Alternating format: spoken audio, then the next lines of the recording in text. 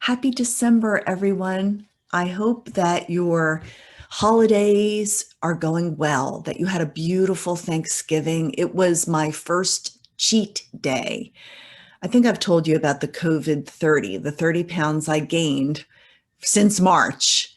And then right around Labor Day, I started a new detox eating plan, and I am now down those 30 and a little bit more, which is pretty darn exciting because that was one of my goals for the year. And a few months ago, it looked like I'd never reach the goal. And look, here it is coming to the finish line of 2020, and I might actually make it. Things that didn't fit before are fitting again. Yippee.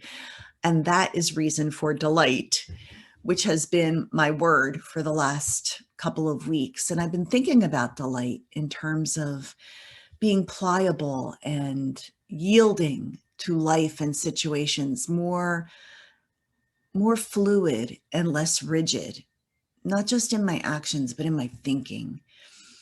And then I've also been thinking about delight because we get so busy this time of year, even though the world is completely different and 2020's holidays are completely different than any other year in the past. I mean, Thanksgiving, it was a turkey, Mark, and me.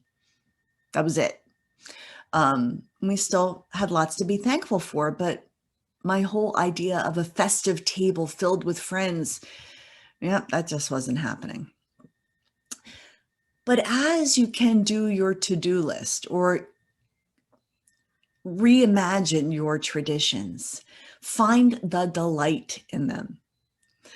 I was thinking about that as I baked 20 some loaves of raisin bread to send all over the country to family and friends. It is my one way of connecting with people that I don't get to interact with all the time. I want them to know that they are loved and important to me. And so I bake my grandmother's recipe, old fashioned raisin bread, and ship it up, package it beautifully, put a bow on it, and send them out. And when I got into the thick of it, and when I mean thick because this batter is like paste. It is so thick and gummy. And I was wearing a lot of it, and so was my kitchen, and my KitchenAid mixer was wearing it. And it was just like, oh, this is going to be a great big cleanup. And you can get caught up in the tasks of it and forget to bake the love into it. And I had to stop myself and say, you know what? This is becoming a rote. This is becoming an obligation instead of a joy. So either do it with joy and with love or don't do it at all, Brenda, because people can taste the love in it by the way you present the whole thing. And so I just want to encourage all of you, check yourself. If you are just trying to plow through a to-do list instead of savoring the meaning behind what you're doing, then stop yourself. Maybe take care of yourself a little bit, breathe a little, disconnect, get that juju back that makes it fun to create and to give. And the recipients will certainly feel it in what you do. I will tell you a funny story. So I've been a little busy lately, and I had a couple days off from work. So I was going to use those days to bake my bread, and I was like a machine. I had like 10 loaf pans lined up on the uh, kitchen island, and flour and all the ingredients out, and I was assembly line. And all of a sudden I hear clank, clank, clank. And I'm like, what's that? And I look around and I looked on the floor. I didn't see anything. And I just disregarded it. Still heard clank, clank, clank, but I just said, eh. You know how you sometimes just say, eh? So my sister gets her bread and she loves it and sends me a thank you. And then she actually goes to cut into it and open it. And on the front of a KitchenAid mixer is a medallion. It's a metal, thick medallion that says KitchenAid. Well, somehow in the midst of my preparations, that sucker plopped out and went into the dough. My sister got the KitchenAid mixer medallion. Thankfully, she didn't bite into it. She cut into it. And thankfully, my Aunt Joan, who has the high water mark of baking skills, did not receive the metal medallion, or any one of my beloved cousins or friends or anyone else on the list. But, you know, I could have been mortified, and I was a little mortified. But then I had to laugh. And I also had to say, you know what? The universe had my back there. Universe knew that of all people to get the flawed loaf, it would be my sister. And she would, as she does with everything in my life, disregard what went wrong, slice, bake, slather in butter, and enjoy what is good. So if bad comes your way, look for the good in it. And hopefully you can toast it, butter it, and enjoy it with your morning coffee.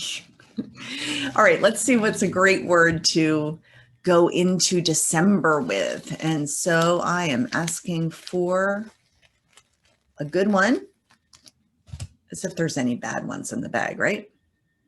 Ooh, this is a good word, discernment. To be able to sift and sort through.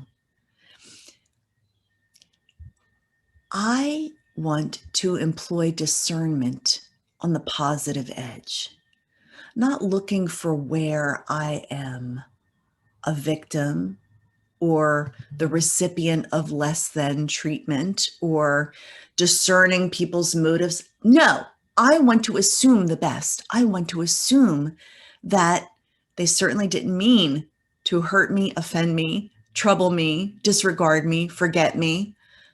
No, I want discernment to sift through that construct of the old, which is touchy and takes things personally, and to discern a new way to be, to perceive, and to always choose love instead of offense. Fear and love are the two greatest motivators. And if your discernment is infused with fear, you're always going to shrink back and be afraid. But if your discernment is infused with love that believes and bears all things and hopes and endures all things, that takes no account of a suffered wrong. Oh, I like this phrase, infuse your life with love these next couple of weeks. And when discerning, vote with the positive edge that gives people the benefit of the doubt. And you will find that in giving everybody the benefit of the doubt, you get the same yourself. And I could sure use that, couldn't you? Yeah. So happy December to all of you. And for the person who shares in the comments their best Christmas baking memory, I'm going to send you a loaf of my mom's raisin bread. Yep. So send me your comments. I'm looking forward to hearing what you have to say. Bye, everybody.